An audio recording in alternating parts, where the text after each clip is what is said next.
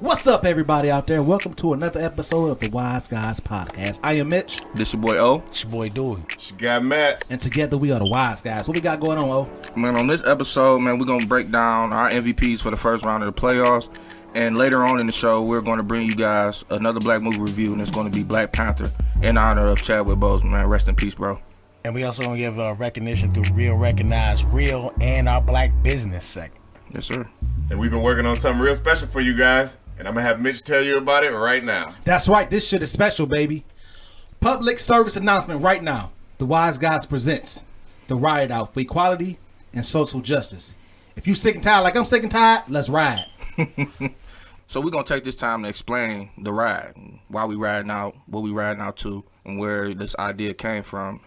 We were, kind of, after the Jacob Blake episode, we usually chop it up afterwards, and, we were just talking about different ways for us to engage with the community and just not talk about it, but be about it. And, we were talking about protesting and marching and things of that nature, but we figured that, let's just ride out, man. Let's all hook up at one spot. People we love, people we know, people who feel as passionate as we do about a lot of the issues that's affecting our community. And let's get some signs, let's get some, pens or whatever that you can use to write on the cars and stuff like that. Yeah, the markers. Markers, yeah.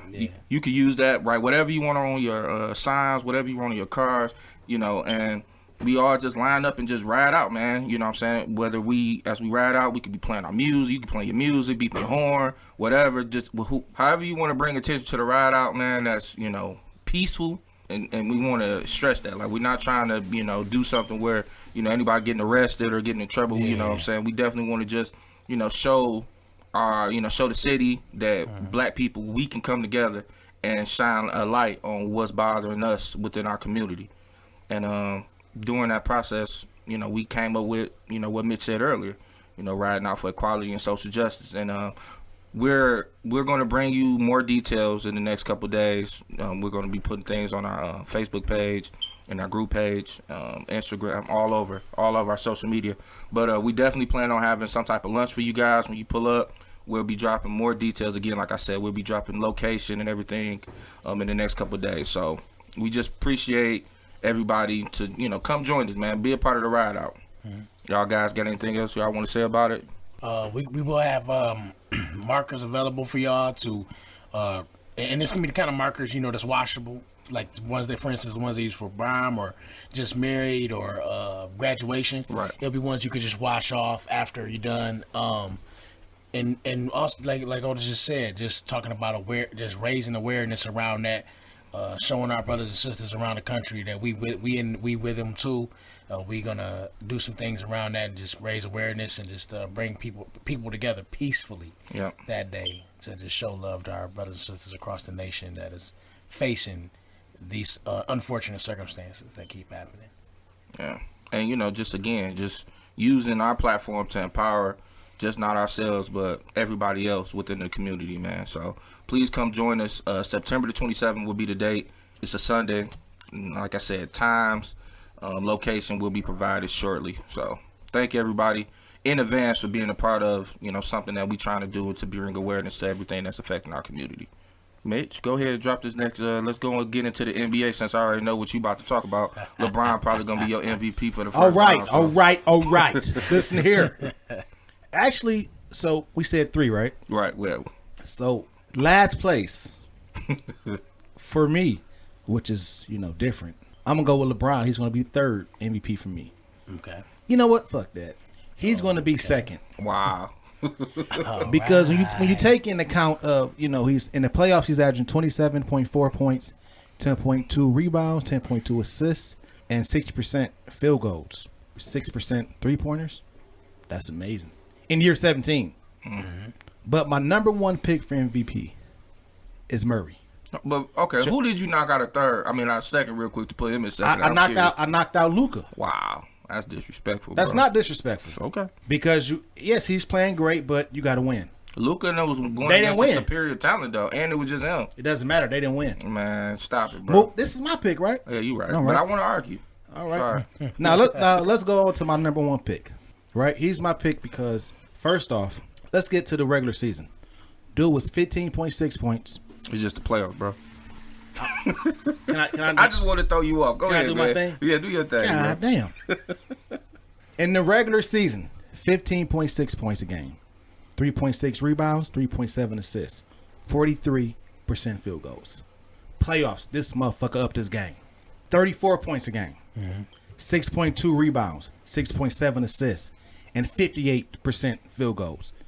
He took his shit to a whole other level in the playoffs. He did, though. And that's why he's my number one pick. He did. I mean, because he's my number one, too. Like, I feel you on that, bro. Like, and then we recording this on a Wednesday, so, you know, last night they won, you know, Game 7. Even though he didn't really have a good game, but he balled this series. This series. So Murray? He probably didn't have a good game, but he did his job. No, yeah, he was a distraction. He hurt his quad last night. Did y'all see that? Mm-mm. It was I forgot who was defending him. They was coming up right half court, and he got hurt, man. He hit his knee on his quad. He had did that last year in Game 7. He had a horrible Game 7. Yeah. And then he had brought that up. Like, he didn't want to have, you know, a reoccurring situation this year. So He stayed in the game, though. Yeah, he balled, though, man. Yeah, and he hit a big shot at the end of the game, too. And one more thing, why he's my MVP for this playoffs. Not yesterday, but the game before. His you know how to give a little speech. Mm-hmm. Dude couldn't even hold it together. He started crying and shit. It was big for him, man. He was deep. Again, my number one, my MVP for the first round was Jamal Murray as well. And it's the same things you saying, Mitch. Like, dog ball. Like, he really stepped his game up, you know, from the playoffs. I mean, from the regular season to the playoffs. And, again, for him to be going at it, you know, with Donovan Mitchell, and for them to be down 3-1, the second team, I believe, in NBA history to come back from 3-1 to win it all. And it's really because of him, those, you know, 2 games. Real quick, they're not going to win it all. Just want to put that out there. Yeah. Continue. Yeah, to come back and win it. Well, I'm saying, like, to You win said the it's the series. second team? Are they the second team? No, Only, it was only like- other team I remember doing that was the Pistons against Orlando when Tracy McGrady was there. I remember a team by the name. No, I thought Cleveland was the only other Cavaliers team to down do it. 3-1. No, I'm talking about first round of the playoffs. I think first Cleveland round. only team did it in the finals. Finals. Yeah, Oh, okay, Cleveland did it in yeah. the final. Who was on that No. team when they came back 3-1? Cleveland. On Cleveland? Yeah. I don't know. I think it was LeBron. That was back in 2016. We in the Twilight Zone of 2020 right now. So Moving on. yeah, anyway, I'm gonna go to the person that Mitch disrespected, which was Luka, bro. I didn't disrespect I'm just him. saying, like, Luka ball, bro. Like, Luka really came on and showed that he is a possible, like, top 5 player. If you don't want to say it, you can say it now. Honestly, that he might be a top 5 player in the league right now, but he's definitely a future MVP candidate. You know what I'm saying? Moving forward. And it's like, for him to do that against arguably, some people believe, the best team in the West, even though I'm pretty sure Mitch wouldn't agree with that, but, you know, a team that's stacked, you know, with 2 of the best defenders in the league, and for him to be, like, carving them up every game, no help, no other superstar out there with him, like, that was impressive, man. And my third person was the person that Donovan Mitchell, the Spider, the one who was going against Jamal Murray. Like, them boys both put on the show.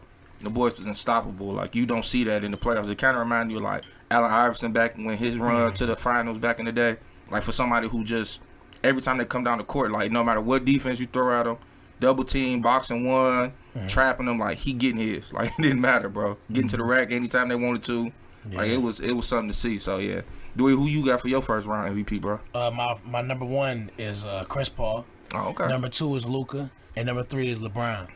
I watched like almost every game so far, and in each one of them, I just sit there all day and pretty much watching the game for the most part. And Chris Paul, man, I love him as a player, man, for years. But the thing about it though is, man, when I'm watching the game, I'm watching somebody command the game, control the tempo of the game. It's almost like in football when you control that line of scrimmage. I feel like Chris Paul does a really excellent job, and he's still one of the top guys in the league at his position.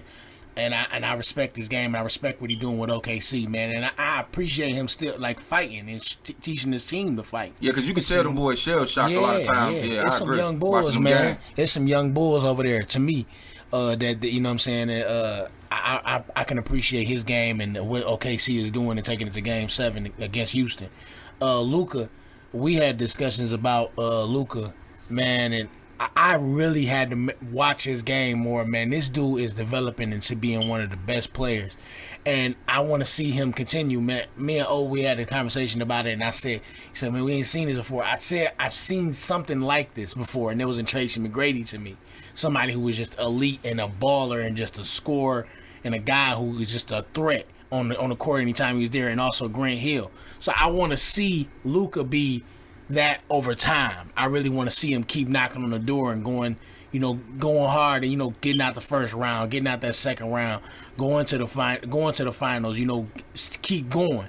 I really want to see him be consistent over the years. And my third pick. And by the way, to your point, when you talking about some of the best perimeter defenders in basketball, and Kawhi and PG-13. That was amazing. It was, bro. I'm looking at him. I'm like, I don't even know if that stays that way if he don't get injured. I feel like that was a nagging problem for him a little bit, even though it didn't feel like it because he was still balling. But my third pick being LeBron. LeBron in year 17 is absolutely amazing, man. I just watch him come in and like. He is another person. I feel like when Chris Paul, like he controls the tempo. Oh yeah. He can help. He changes things when he come in the game. He changes the direction of players. If y'all watch, and that's the thing I really noticed about his passing game. He changes the direction of a defender. Mm-hmm. Like the way how a defender will square up with you and watch you. Like he changed the hips. Like on a defender, like the way they movement. He changes the direction. Like. Even when they don't even want to, it's just like we know that's LeBron. He can get to the bucket quick as hell. He can move like a guard, but he big as some of the centers in the league. And as far as power and all that, he changes the direction of defenders. And that's what I'm like, damn, that's how he be getting down on these passing lanes so much. It's because he changes the defenders' looks and direction of where they going. Like, if y'all notice, like, and that's what I kept noticing, like, how the hell they don't see this again over and over again? This year 17, him doing this. Yeah. He uses eyes so well, man. Like, he definitely uses eyes. He set guys like, up with his eyes a lot. He look, it's funny, man, watching his eyes. It be reminding me like when Apocalypse about to use his powers, and his eyes roll like. But man, LeBron is absolutely amazing, man. I love him in year 17. His game, he's still staying consistent, which I'm looking forward to Luka doing. But shout out to LeBron. Talk that King shit, James. dude. Well, you know what though? Let me give people some context on our conversation. This is a conversation we was having, during the game. Me and him kicking about Luka.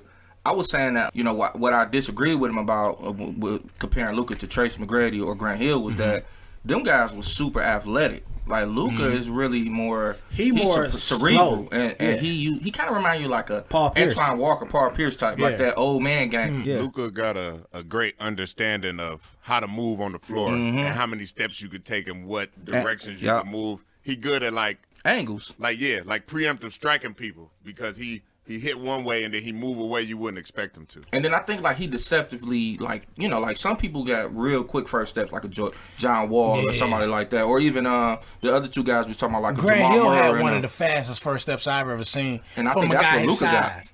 But the other thing too though is I'm happy for players when they ball out like that, but the thing is, when guys watch film on you and gotta pay attention to you now, things change, man. But this the year two though. This year two of Luka doing this, so it's like people know his game. Like it ain't like he's he doing this and people ain't been like you talking about like literally a guy who have locked up LeBron in the past in the claw. You know what I'm saying? So you talking about a guy who definitely has the ability to shut him down, and he was like going around him with ease, and it was kind of shocking to see. I'm like, damn, this guy. I always kind of like Luka, but to see him do what he was doing in that game, and I would say the other person game he remind you of, he kind of got a lot of LeBron in him because he could stand up there and he could set the offense up as he do his thing, and he's really known for his passing, but he's just not as polished as LeBron because as y'all keep saying, year 17, LeBron know what guys gonna be on the floor. He know how, like you said, he know how to make dudes change their defensive stance and stop. And I'm really looking forward to once he get that part of the game in. Like it's gonna be on man. That kid's gonna really be really good. Kind of lose. I don't see his. I didn't really see LeBron's speed diminish yet. It hasn't, no. And that's the part that I think that they know of. Well, like they're to on a the certain court with extent him. it has, but it's not like a huge drop off. Like you can tell he's older. He don't have that. What was that? That game it was a game we all was watching together. I want to say it was a game 2 or game 3. It was the Kobe game. And he was out there, and you saw it like he had that look in his eyes. Like, he had that bounce. Like he can pull it out when he want to now, but he don't have it like when he played with Miami, where he had it, or even at Cleveland when they came back from 3-1. Like he had it that whole series. Like every play, he was coming down the court. Like he was downhill, setting dudes up, either scoring, passing, or shooting the 3-ball. So and he playing defense, really good. But I think that he's pacing himself. I do too. I agree. You do? Yeah. I think he paced himself. Like, you're going to see a lot more of him this round. Like, you got to think about it. He going to have to go through Houston. Right. Or who's Houston playing? Or OKC. Or KC. And then possibly the Clippers. Yeah. So he ain't trying to push it all out at once. If that's pacing itself, shit. But he do that now. He was doing that last year. You know what I'm saying? Like, I think that's smart for him to do that. Average, like, shit. But you know what, though? I want to drop something else on y'all, too. Like, I think, during the bubble, like, we've been seeing shooting, like, at an all-time high. And I think without the travel, no fans, and it's just you can be in there and just focus on basketball, I think that's big for these guys. And I think that's going to help LeBron a lot. In the upcoming, I don't think not so much LeBron because he's been there a million times. But not in this scenario though. I think far as like Murray, people like them, they're more loose because there's no pressure. I didn't know they could shoot like that. No, I mean like Murray ball last year in the playoffs too, but he just lost gas in Game 7 last year. They was talking about how tough his dad was. They kept making reference to it that his dad was tough as hell on him growing up, developing the kind of player he is. But we'll see what's going to happen round 2, man. I'm pretty sure these two guys going to pick LeBron again, even if he ain't the real MVP. But he is the real MVP. Whatever. Damn. Well, man, since I just kept it real about LeBron, Dewey, why don't you go ahead and keep it real with the people and talk to everybody about this new segment, man, you created. That's dope as fuck, so. Okay, so just real quick, we just giving recognition to people who moved the needle or set the new standard in history. So real quick, in this week in Black history, and our history, man, is Robert T. Freeman was the first black man to graduate from Harvard Dental School in 1867, and this is all this week, ladies and gentlemen. Frederick Douglass also escaped from slavery disguised as a sailor in 1838. So shout out to them, man. Real recognize real for y'all stepping up and moving the needle forward for our culture. That's real. Yeah, that's real shit. Man. Like, damn, escaped as a sailor. I never knew that. Yeah, that's it. Damn, that's crazy, bro. Frederick Douglass, man. Wow, man. And for the black business this week, what you got to do? Lush Lips by Cam. You can find her on Facebook and Instagram at Lush Lips by Cam. All right, fellas. Let's talk about Black Panther, man. As everybody know, earlier this week, we lost King, man, and Chadwick Boseman. Due to, he lost his life, his fight with, colon cancer. That's where this all came from this week. Like, we wanted to, it was kind of crazy. Like, I had told Dewey before we even knew about this. Yeah. I'm like, man, we should just do Black Panther, bro. That day. I'm like, before it came out, I said you want to do more of a current movie. Yeah, I said, let's do a current movie. And it was like, to me, the movie Black Panther kind of represented a little bit like what's kind of going on right now. And I know it might be a stretch, but I mean, to me, it kind of just, it was like, man, let's just talk about, like black excellence. Yeah. And it was like, damn, later on that day, we find out that, he passed. I'm like, wow, that's crazy. Yeah, I want to say like 6-7 hours later. Yeah. So, right now, we just want to take this time to, gather everybody for a moment of silence for Chadwick Boseman, man.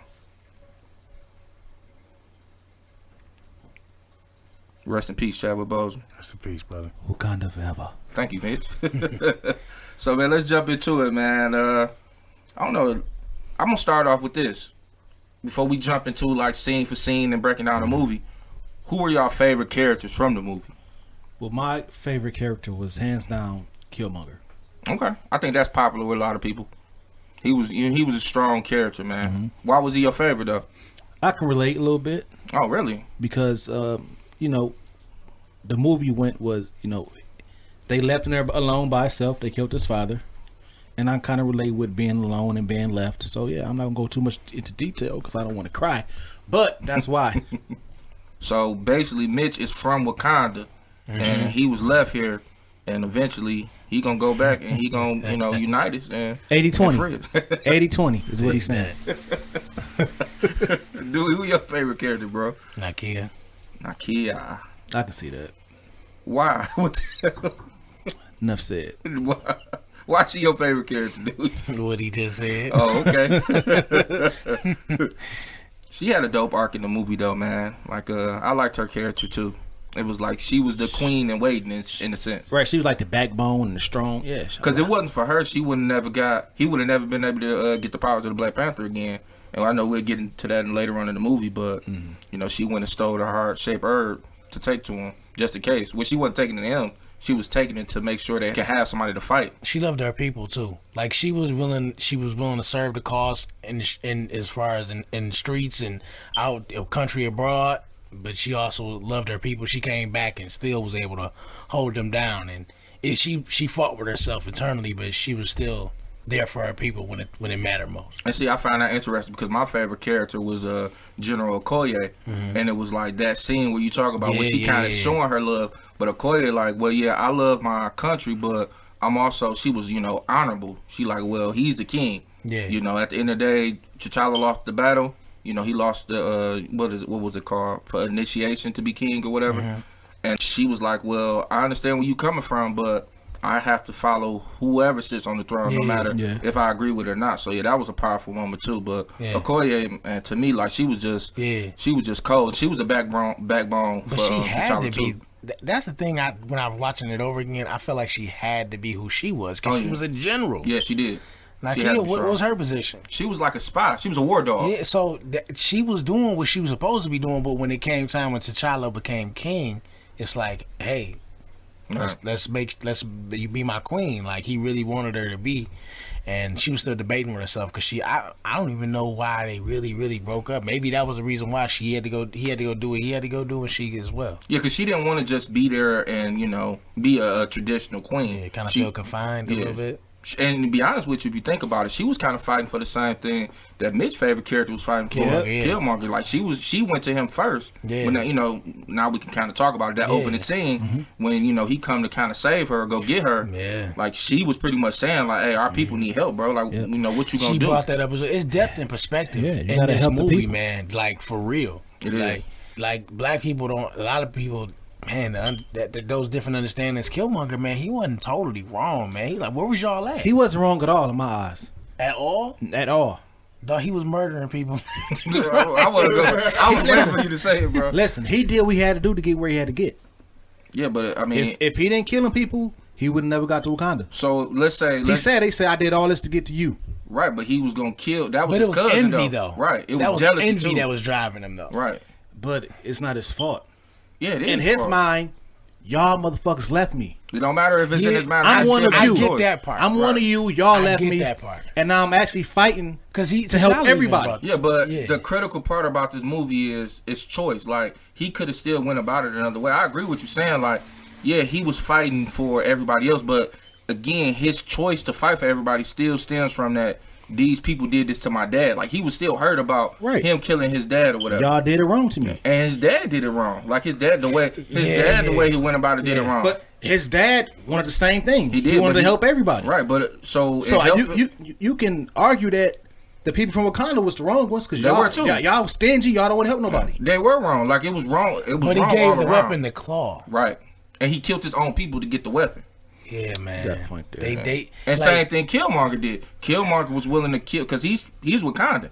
He was willing to kill his own people to help other people. So it was kind of like they all were in the wrong in a sense, in my opinion. It's kind of the way. But he's not a traditional villain though. Go ahead. People play black people against one another. Like one's more aggressive and one wants to be more diplomatic. We play each other against each other. I'm saying, but all parties involved. Yeah. I think outside, inside, it happens. You know what I'm saying? So I think that was the part that anger drove him to make certain decisions that he made, and no different from a lot of things that happen to this current day. Yeah. You know, outside of the MCU. I think kind of going back to the opening scene, like I think we can kind of what Mitch talking about, we can kind of break it down a little bit more as we move on through the movie. But that opening scene was dope. You know what I'm saying? Because it showed like you really get to see like why this country is so advanced. Like Okoye driving the ship with her legs crossed and is looking like she's doing like meditation. But the little scene where it shows the topography of the enemy that he going to see, and they just pop up there and you can see where everybody is. And then, like, to me that shit was sweet as hell, bro. Like that was cold. What bothered me so bad about that is like, damn, he was quick to kill them, the guys. He did kill them fast, but he didn't kill Claw that quick. But see, remember when that scene with Claw, and again we moving forward, but just real quick, that scene with Claw, he couldn't kill him. Yeah, they had cameras out and everything. The world was watching. Oh, yeah. The world's watching, King. Yeah. But you see, like the kid was like, "Hey, you kicked him, like, hey, bro, you This a kid. Like, chill out, man. So Like, they what you left doing? them there, like the people that was riding that kid. They like Yeah, they did. Remember, she told him like, don't ever speak of this. She You know, like, y'all don't. you didn't see a thing. Right. Yeah, So, damn. so people in Africa knew dope, about man. them, obviously, because they were in Africa then. So yeah, other African nations knew, and I guess it probably was like a secret that probably other people just didn't believe. So Yeah. That was so dope. I knew the movie was about to be the shit when I Oh, seen yeah, that. bro. When he came out, that was real dope, though. I like that. and then the scene, the king coming back home. You know what I'm saying? His mom there, his sister. You finally get to see Angela Bassett character. You see Shuri.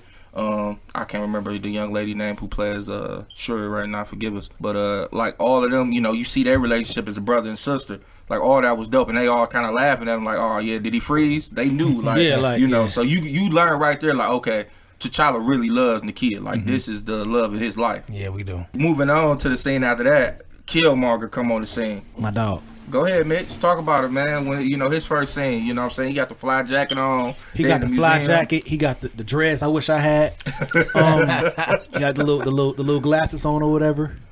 And he basically, played the little role like, hey,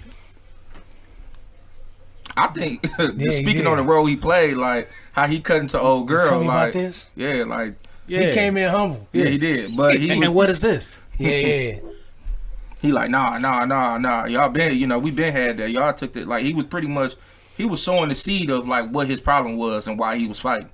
You know what I'm saying? So that scene was dope. And then you get Claw. You get all the kind of antagonists in that scene. Hey, right Claw there. was funny as hell to me. Oh, Yeah, yeah, he Claw was. hilarious. He was in like, the movie, bro. you can leave, just don't tell anybody. Yeah. Shot the shit out of him. I'm like, come on, bro. He that was wasn't funny in Claw. Age of Ultron. Like, Yeah, he was. that one part when he's like, y'all been watching me so long. Yeah, you didn't watch what's going in your body. Yeah, that was good, bro. You taking that coffee. Oh, man. And you kind of get right there, even though Mitch feel like he a saint, but I ain't he say willing he's a to saint. kill. He willing to kill right Kill then and there. for the Like, cause. I mean, yeah, he But was. did he actually kill her? I think she died. For I don't sure. think she did. I think she alive. She still worked She there. lives. She lives. She still worked there. So she was poisoned. Right there. She's a little knockout. Poison and received no medical attention. Exactly. Poison, no medical attention. All her people killed. Like I think he wasn't trying to spare her life, man. And definitely after how he felt about her, based on what he said. Hey, y'all remember he had the mask. He took that mask. He said, "I'm just feeling it." He wore that same mask to get Claw out an interrogation. But see, that mask is what I want to say. That's another thing. We didn't really talk about the director, but Ryan Coogler. Is that I think Ryan that's Coogler, yep. Yeah, that's his last name. And that kind of tied back to the comic books. If you kind of look at the comic book version of him, that's the mask he always wear in the comic books, and it was kind of the shape of that mask. So I thought that Yeah, was dope. because everyone that fought to be king had a mask. Yeah, and it kind of represent from the. Yeah. It was representation of the comic books. Yeah. So even if you want to go to the, I think that's probably one of the dopest scenes of the movie of them on the boats and everybody kind of like going, to the. I guess it's what would we call that? What was they calling it when they everybody had the chance to fight for the throne? The challenge? The challenge, yeah. The challenge. I think that was sweet too, because it was like, all right, even though this is an advanced culture, they still was tied to their roots of, okay, if you want to be king and you got a problem with it, you could challenge him right now and be king. It was to the death, or yielding or whatever. But that scene with them all on their boats and everybody dressed up in their African garb and chanting and dancing, I think that was sweet, man. That was dope. They brought back the Bankhead bounce in this movie. Sure did. Ryan Coogler, like our age, ain't he? Yeah, he is. Dog. He is. They all are around our age, man. They great artists, man. Like that, like how they came, even the way they kind of dressed everybody in those scenes, and it was just like it was real. Like when you watching it, you just get that pride. Yeah, of, You just you just so much more pride as the movie go on. Like damn, like this is dope. Let me give y'all a little side thing real quick. Do y'all remember going to the movies to go see it? Yeah. Who did y'all go with? Did y'all go with your family, your girl, or your kids, or like for me it stood out. Like me and my wife made a whole date night out of it. And I remember we went to the movies. We went far. I can't remember. We went far out though, and it was a lot of it was mixed crowd in there, and you could just tell the difference. Like the black people in there, and it wasn't nothing racist, but it meant more to us because it's like at the end of the movie. Of course, I was drinking, so at the movie, I'm up standing up clapping. She all pulling me down like, man, chill out, man. Because I remember people who had on Yup. costumes and shit. Yeah. Oh, yeah, it was big. It was It was big. big. I mean, I kind of wish I had a little cheeky or something. I don't. I wish I did. Yeah, I went with the family, man. And I you know what I remember about that time? It was really dope. is I remember a lot of people buying the movie theaters out for people to just go watch it for free. Like, hey, if y'all want to go see the movie, I bought the whole movie out. Y'all could just show up. I did that. Yeah, okay. Shout out to Mitch. I did that. Mitch, man. I got it like that. So, man, back to the movie, bro. Rich, in the Mitch. challenge scene, we meet another pivotal character in the movie, which is the dude who challenged Mumbaku. Praise Hanu, is what he said. Hanuman. Hanuman, get glory to Hanuman. But when they came in the scene, Witness the dog, power of the Jabari. dog, they came on the scene. That joke was so Strong funny, as bro. fuck. It was like they all in the background, everybody looking around, scared. They come through. Like they came to fuck shit up. They did though, like real talk. The best thing about the Jabari is the chant, dog. Yes, when they you hear the chant, chant, bro. everybody just stop like. Yeah. This is DMX in this one? That's what it seemed No. like DMX. Where my dogs at? Like if you when you see them at the end walking through, like you just see a picture of DMX and there's a statue of him out there, dog. Like that was dope, man. That was dope. And then after the challenge, of course, T'Challa wins. He beats him, but he don't. Again, it kind of show you in comparison later on in the film when he fight Miss Dude Killmonger. Killmonger killed. T'Challa chose to mercy, and it says a lot about them as kings, in my opinion, because him saving his life gave him an ally in all the wars. I mean, you get past Black Panther, he was with him all the way through, and was a part of T'Challa Council at the end. So he ended up finally uniting Wakanda. Really, if you think about it, in that one little move. So that was big. He fought with honor. Yes, he did. Like straight up, like that's dope though, man. Because he was like, your people need you. And they did. Yeah. They did. Because you never know what would have happened if he'd have killed them. Mm-hmm. So that was big, man. And then after that, the scene where I think something that's underrated about the movie, but when you finally get to them being in the throne room, and you meet Shuri, and you kind of get the chance to see a young black girl being the head of this whole R&D department for the whole country. Like, she's the one who make the weapons. Yes. She make all this stuff, and it's like She made the transportation for Yeah. the trains and all that shit. to mine the vibranium and stuff like that. And I think that was dope for our young people to see that. Yes. Like, hey, you could be in science and this shit could be real. Like, it could be fun, and you could be just like her. And I think that was big. Just to, everybody always bring up about showing a king, a boy, like a man could be a king or a black man could be king, but showing our little girls too, like, hey, y'all can run the science department. You could be anything you want too. I think that was huge, man. Absolutely. All y'all young brothers and sisters out here who got great skills in engineering, math, all those different things, do not feel like you gotta be somebody in the forefront. You don't. Those people who are in any position of leadership, that's the kind of people they depend on to be. To move the needle forward. That's the things that we need, man. We need people like that. So young brothers and sisters, y'all see kids 3-4 years old taking apart the vacuum already or the oven wire stuff. Encourage it. Yes. And just support them. Yes. You never know. Yep. Right. I think next too is another dope scene, with my character and her husband and T'Challa. T'Challa go kick it with him, and of course they kick it about is Nakia gonna stay and stuff like that. Now you kind of find out, like what Claw did and what he mean, like how much he's hated by the Wakandans. And when Okoye sent a message, like, oh, she messaging you too, because what was her husband name again? I know. Sabuda. We I don't know. Regular speculation. I don't think that's it, but we know he was the leader of the border tribe. But she like, it was interesting. Like, she addressed her king first, my king, and then she turned to him like my love. Yeah. And it was like, okay, like damn, that was deep too. It shows a lot about her character. Now, I'm jumping ahead a little bit, but how the fuck did Killmonger know that they wanted Claw? His dad. Yeah. And he have his dad notebook later on in the book. Oh, it was in there that Claw. I'm assuming that He had had to wanted teach it him. for a long time. Yeah. Because I'm like, how do you know to bring Claw to them? Like, Yeah. that's what they wanted. But remember, Claw's who they captured at first. For the crimes. Remember, they wanted him then, and he saw it. Remember, he got him out the first time for the interrogation. And remember, Right. Yeah. He knew that they wanted him. Okay. Well, you know what? He like, I went over the top. I went on and killed him for you. Let's assume this too, though. Like, Claw didn't know that Killmonger was Wakandan. No. But Killmonger came to him to buy, to get the vibranium. So maybe in his mind, Claw was just explaining to him, like, everything about Wakandans and why they hate him so much. Yeah. And, from there, he like, oh, okay, he already knew that, but that tied everything together. Yeah, Killmonger didn't know where it was. Right. Right. So that's why as soon as he figured it out, he like, oh, you're dead. Now I can fly there. Yeah. Man, No, I thought Killmonger knew where it was. no, Wakanda Klaus was? knew. No, Claw knew. where- 'Cause I mean, Claw was Claw. the one that helped Okay, steal gotcha, it. gotcha. I'm sorry, Claw. He the one that helped steal it. No, he did know where Wakanda was because He in the did know. notebook, when he goes into the ancestral plane, he grabs his dad's notebook He and it's a didn't get picture. into the ancestral plan until he was already in Wakanda. But I'm saying he in the notebook he has a picture of Wakanda in there, so he was reading that notebook before because that's how the ring and the necklaces and all that stuff was in the notebook. Because he got to Wakanda without Claw. Yeah, He didn't- killed thought- Claw oh, I- in the yeah, United yeah. States. My fault, because I thought he used the coordinates Claw had. No, That's what I think thought. I think he already.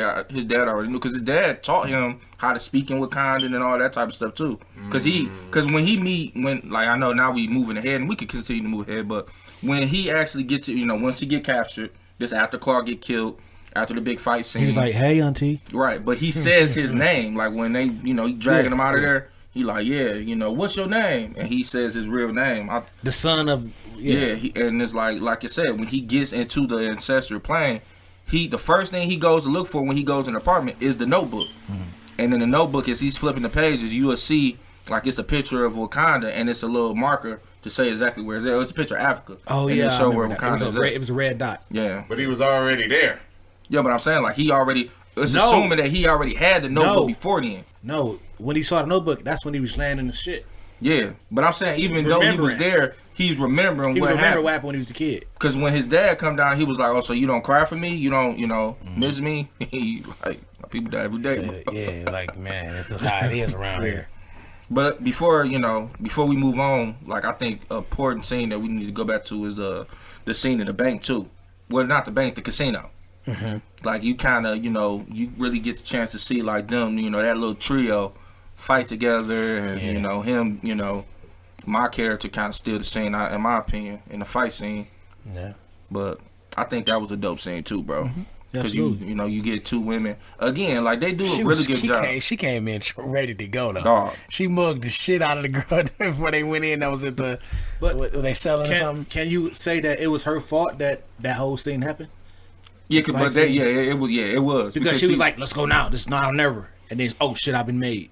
they, But she should have been cool like everybody else. So she came in there ready. Yeah, to she do was some already action, ready to dog. go. She like but she kicking knew ass. though. She knew like because. She's like, "I've been made." I'm But like, damn. you got to think about it. She talking about for her husband too, because they want to capture Claw. So she probably like, let's do it right now. Let's get him while we can. Because assuming like they like, okay, we cold. We could take out, I think it was like 9 guards or something like It was that. a lot of 'em. Yeah, it was a lot of them. So she took out like 5 of them damn near by herself. So yeah, man. But shit, let's jump into the Killmonger fight scene and T'Challa, man. Mitch, what The you talking about that? challenge? The challenge. Hey, he beat the challenge. brakes off his ass. I won't say he beat the brakes beat- out of him. After T'Challa, 'Cause Black Panther got that one kick in.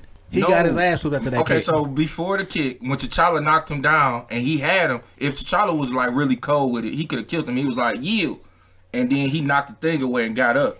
Again, it shows T'Challa like he's merciful. He could have killed him right then and there. He ain't no killer though. He wasn't. He felt bad too, I think. Because he knew what was. happened. He knew like that's He's like, really. the reason I don't kill you where you stand is because I know who you are. Yeah, that's what his he cousin. said. In, Yeah, that's his cousin. Y'all, go ahead and hit the accent, bro. I heard you try to do it. No, I'm just saying that's what he did. That's what he said. Like that's Nah, what he said go when we ahead, were bro. close. No, I'm just making references. I ain't doing the accent. That's what he said when he came into him close. That's what he said in the throne room. He's like, "Why are you doing this?" The there you council go, bitch. people, the council people that was there as well. Like They didn't know who he was until he Right. said his name, and they was like, "Oh, well, Yeah. yeah, you got to do the challenge because he royal blood." Right, he royalty. Yeah. And you so know, anybody can challenge. no, it has to be It had to- the sons. Well, Yeah, yeah, it could have been the because daughters. M'Baku challenged. Yeah, it's when He the was one of challenge, the tribes. when the original challenge, anybody okay. from the tribes can challenge him. Okay, I didn't Yeah. know if it was just royal. Just No. okay. But Anybody especially in any royal tribe blood can has the challenge. right to challenge. But- I guess Okay. royal blood has the right to challenge anytime. Yeah, Okay. but you know who sucked? Who accent sucked? Who that? Forrest Whitaker. Yeah, it was pretty I'm bad. like, I ain't even hear him. He talking regular. Tear it down. But Chadwick Boseman, man, like he was big on making sure that he had an African accent because he didn't want the character to be American. It's like, okay, if this is the king of an African nation, the most powerful nation, I mean, the richest nation in the world is in Africa, he should have an African, English accent. Yeah. And I think that was smart. Because man. he also played in another movie, something King, and he had the same accent in that movie. It was on Netflix. Message from the King. The Message from the King. Mm-hmm. Yeah. Oh, real quick. So, did you know that Wesley Snipes was supposed to be like the first Black Panther back in the 90s? Yeah, yes. But the shit ain't go through or whatever? Yeah. Which is a good thing. He Now, I'm ended not up saying being, because he couldn't he have did ended it, up but being a really dope character besides that. Shout out to Blade. yeah, another black superhero, Yeah. bro. Blade. Blade. Yeah, that was good. Yeah, he was good. Him Yeah, and Michael man. J. White, Spawn and Blade. I think the first black superheroes in the 90s, right? Yeah.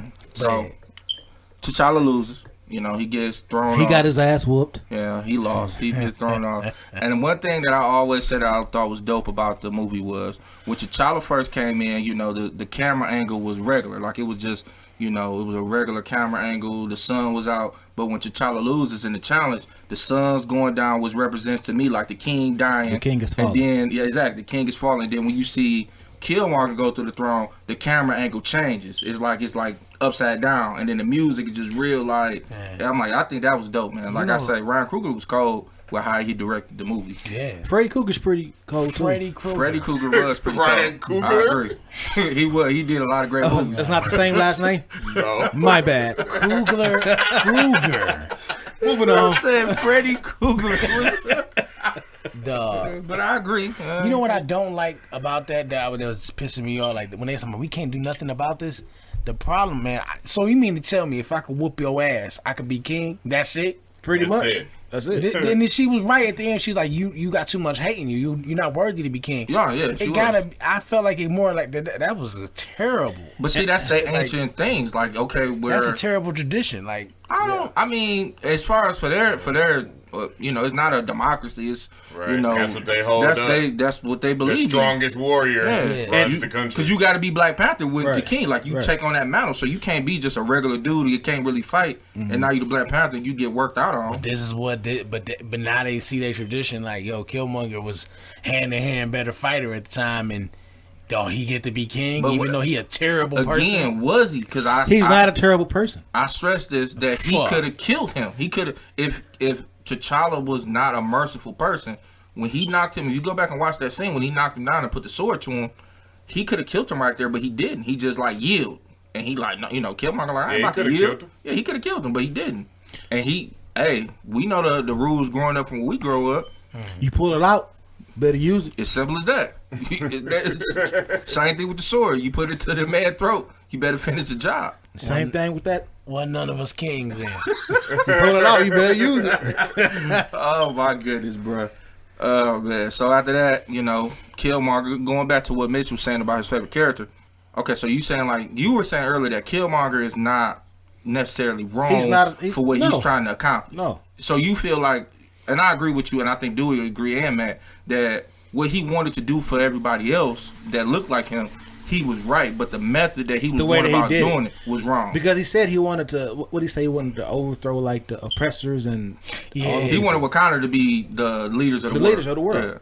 And you know what? He wanted to be the last king Yeah, he did. because he burnt all the little But that was flowers up. BS though. Like, that's another reason But that's that the show part is hate. he said. Of course, that's what he did. That's Yeah. what he's trained. Trained to to do. do. Right, Right. yeah. Yeah. Destabilize. Because they like, well, what about the next king? And the lady wasn't meaning like another king. She meaning like, okay, well, what if you have a son or something Exactly. like that? Like, See, that part makes me put the question.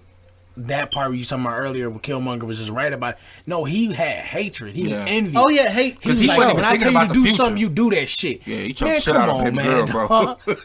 No, she was an OG. Yeah, he choked her out pretty bad, bro. he picked her up. And he killed Forrest Whitaker, bro. Hey, But he deserved. he That's deserved why I it say both. like. That's why I'm like, okay, I kind of, because you You was betrayed there. my dad, You and was he there, knew bro. him. You was there. Yeah, he like, you Uncle James, like he knew who he was. With the eye. Right, because Uncle James disappeared when his daddy died. Uncle Yeah. James Never hopped on see the Uncle ship, James bro. again. So he put two and two together, like, oh, okay. Like, it maybe Like, in it his was mind, he all thought y'all. Uncle James did it. He was like, I promised the king I wouldn't tell you. I am the king Oh, now. that shit was so funny, Yeah. bro. Oh shit. Wait a minute, back to the very first scene real quick. What he said, it's two chicks outside, they look like Grace Grace Jones, Jones. bro. Jones. He's like, open it. They won't knock again. He knew they were. And she was about that action because she was like, and it kind of threw me off, like watching it again, like, Yeah. bro, he really the print, like he like third in line to the throne, right? She like, who are you? Like, bro, we know who you are, but who are you? Show us and tell us who you are.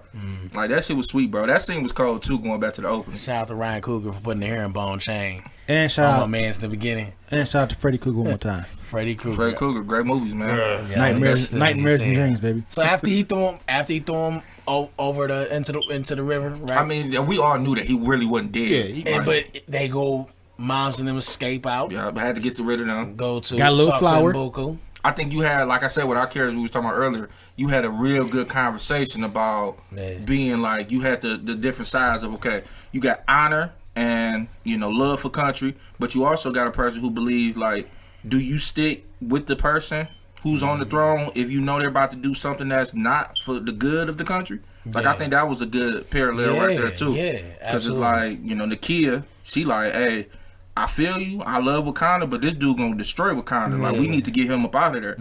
Okoye, like, hey, this the king. Our traditions say if he sit on the throne, no matter if I agree with him or not, like I gotta mess with him. Yeah. That's big, bro. I think that was a big. Yeah. I think that again when we was talking about it when I wanted to do the movie, I think that has a lot of parallels to what we go through today.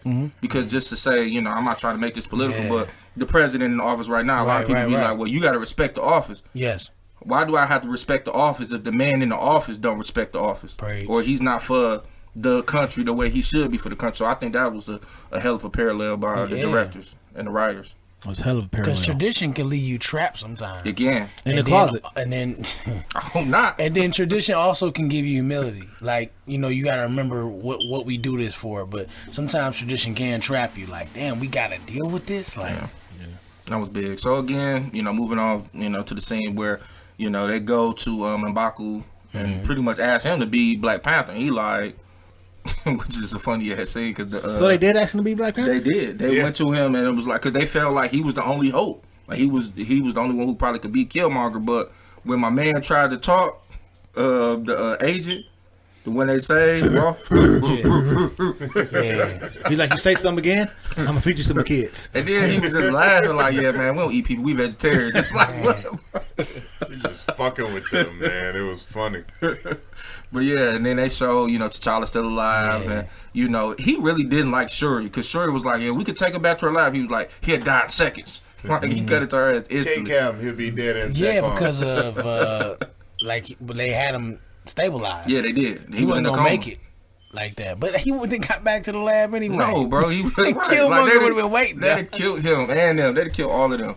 But then you get another scene in the Ancestral Plane where he can finally confront his father and everybody who came before him. Like, bro, like, which they did. Like, you brought our demise. You brought the end of Wakanda here by not being true and being real with what happened. Like, all they had to do was bring the boy back. Yeah. I'm not saying he wouldn't have grew up to, be messed up, but he probably wouldn't have though, because he left there with nobody. Right. Yeah, they just left him. They just left him and we never knew about his mom. Whether his mom died or. And she's probably a thought. That's possible. Regular speculation. Regular speculation. It was in the 90s in LA. Yeah. And Oakland. Yeah, Oakland. Yeah. So yeah, that's possible, Mitch. Shout out to Bay. I mean, ain't nothing wrong if you a thought, but to each his own. Get that $40. Moving on. Moving on. So yeah, man. Again, was it him saving back then? Nah. Was it $40? Was it the 40 ball back then? No, that's probably 10. Like 10.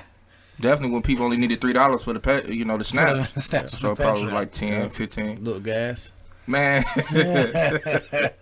But so when he come back, again you could tell that the mercy he showed in Mbaku allowed for this moment to happen, for him to show him love, and like he told him, like, hey, the debt is clear, like, what I'm saying, you saved my life, I saved your life. And he was like, he basically telling, he asked him like, hey, I need an army. He's like, of course you do, you know what I'm saying, but I can't help you. It's not my fight. So did they ever show what changed his mind to make him come help him? You could tell when he was talking to him, his mind was changed. When he like looked and then he sat down. Yeah, like the dog did a Killmonger, good job. He is greedy for power. He's gonna kill y'all too. Yeah, he'll take y'all out next. Yeah, because they're the next threat. Like they're the closest threat to him. Yeah. And real quick, like why old boy had the rhinos? Like why come ain't nobody else had no? I think that was just a part of the border tribe. They help protect the border. Like the fence. Yeah. So which was sweet. Like I think that was sweet as hell too. But because them rhinos was huge, man. Oh, they was ridiculous. I think far as like after that, like the best scene of T'Challa fighting was that scene when he came back. When the plane go down and everybody running over there looking and he got his hands up. Yeah, it was like, as you can see, I'm not dead. T'Challa's not over.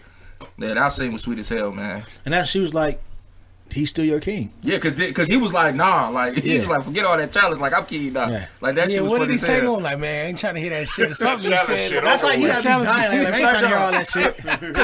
Cause at the end of the day, that was straight American. Bro, that's the shit we would definitely say. Like, bro, no, the challenge over with, dog. You that shit over with. You be going 5 days, motherfucker.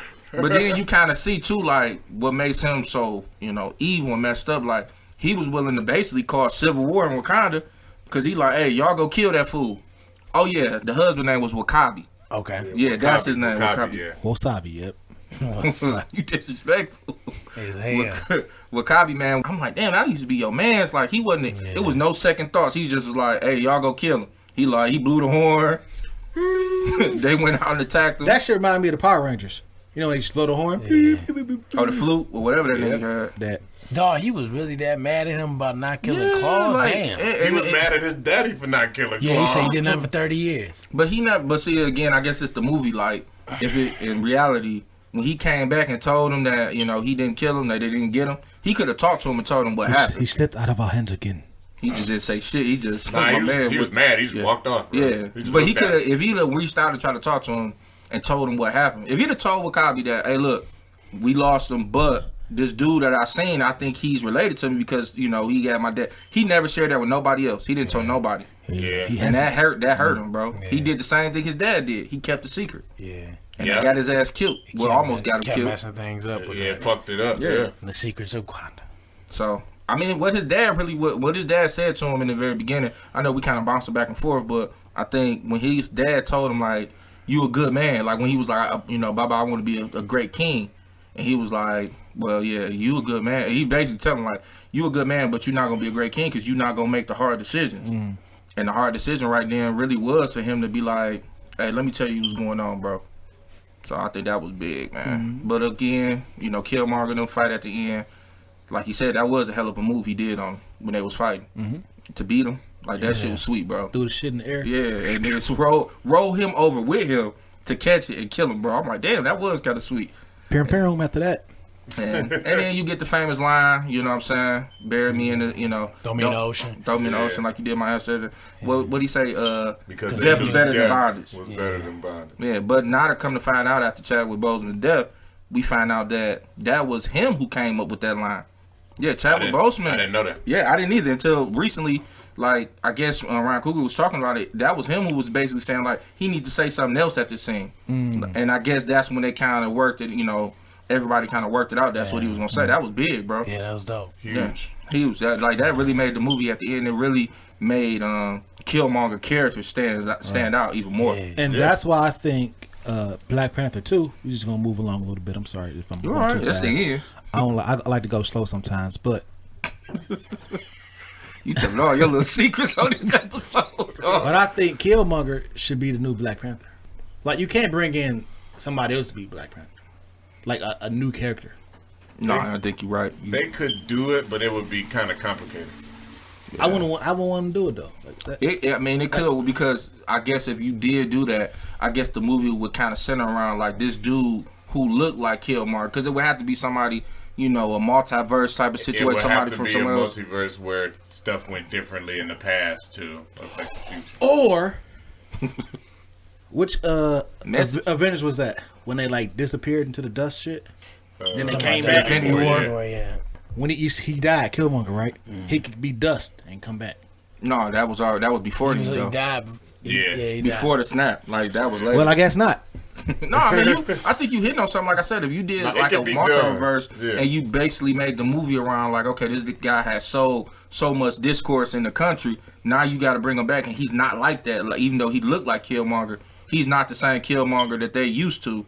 And now he's about to be king. Like, that would be big. But I think it's the perfect opportunity to make Shuri queen. And definitely with everything's going on, us trying to show love to our black beautiful women, and elevate them for the culture. That would be a huge movie for, black girls to see. Black boys got a chance to see a king. Now black girls get the chance to see a queen, and, her rise and her journey, the hero's journey for her. I think that'd be huge, bro. But I think it's just gonna be so hard to transition. Yeah, so how do you write Black Panther out of Wakanda? Exactly. It's how do you write T'Challa out of Wakanda? It'll be incredibly difficult. maybe they do something like he passed, you know, and so fighting or something like that, and then maybe him and like it's kind of goes forward like 10 years or something like that, maybe, and they had a baby and his dad passed away. I don't know. I'm just throwing out there, kind of keeping it all within the same bloodline, but somehow where they kind of show he did not make it. But we all in agreement that they have to continue the franchise, though. You got to have a Black Panther. Yeah, Black Panther 2. I'm not sure. You don't think so, Matt? I'm not sure. I would love for it to continue, but it's just it would have to be done so well.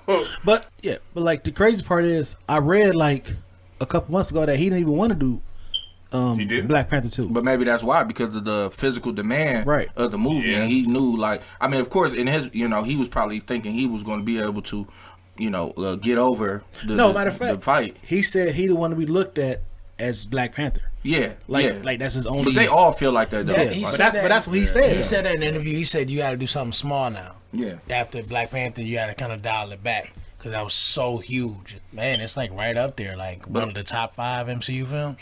Yeah. But all those artists feel like that who does, you know, actors who play those roles. It's hard for them you know, that's just like if you see Robert Downey Jr., you know, in another movie. That's Iron Man. Any of them characters you see in another movie. Robert Downey Jr.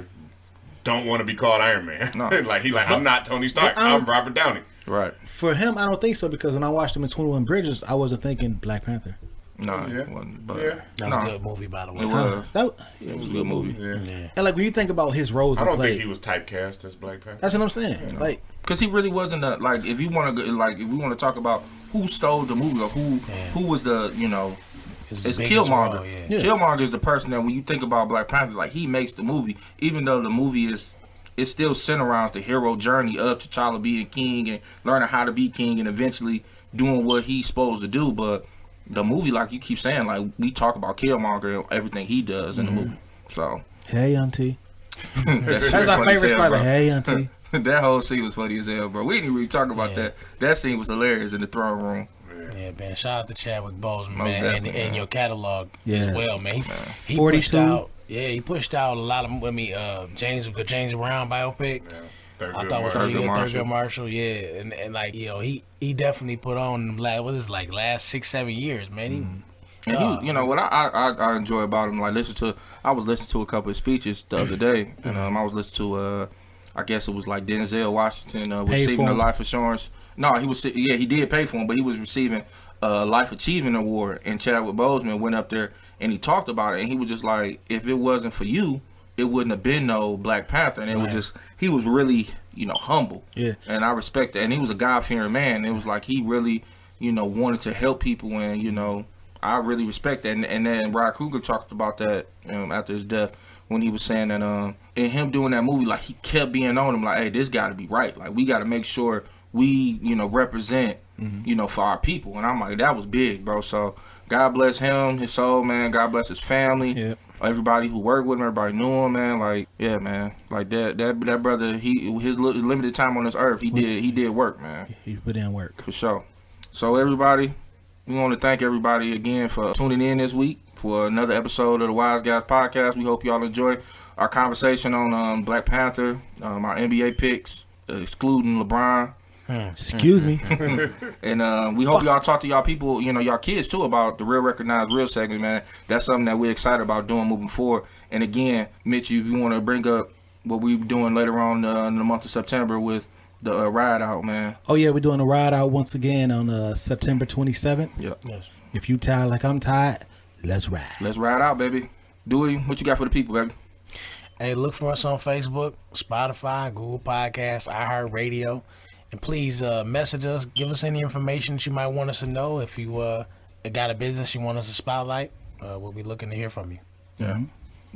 Matt, you got anything? Nope. We want to thank Matt again, man. Hey, Matt is the guy behind the scenes that make the Wise Guys do what we do, man. So, hey, Matt, we appreciate you, brother. Appreciate y'all, man. Appreciate helping with the platform and you know, trying to change minds. Yes, sir. And don't forget to go to our YouTube page. Also, our Instagram page, the Wise Guys Podcast 04 on Instagram. Our YouTube channel at the Wise Guys Podcast Detroit. Subscribe, like, share everything. Please. please. We appreciate the love on our Wise Guys podcast Group page. Yes. Please keep interacting, answering the polls. Hey, man, we really appreciate y'all, man. We really jumped up a lot in the last week and a half, I want to say. But, man, we appreciate it, man. We appreciate the love, man. We love y'all back. Mitch, you lying, bro. And until next time, be true and be you, baby. Wise Guys signing out. It's a wrap.